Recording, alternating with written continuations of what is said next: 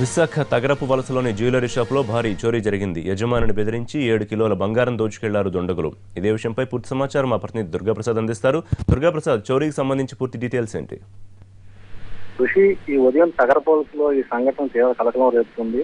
పట్టపగలు నిత్యం రద్దీగా ఉండే ప్రాంతంలో సాయి పద్మ జ్యువెలరీ షాప్ లోని దుకాణం తెరిచిన ఒక అరగంటలోనే దొంగతనం చేయడం అనేది చాలా ఆశ్చర్యంగా ఉంది. ముగ్గురు వ్యక్తులు వాహనం, ఒక వ్యక్తి బయట వాహనం మీద నుంచొని షాపు యజమాని దగ్గరికి వెళ్ళి లోపలికి వెళ్ళి యజమాని బెదిరించి 7 కేజీల బంగారు ఆభరణాలు ఎత్తుకెళ్లారని చెప్పి యజమాని చెప్పడం జరుగుతుంది.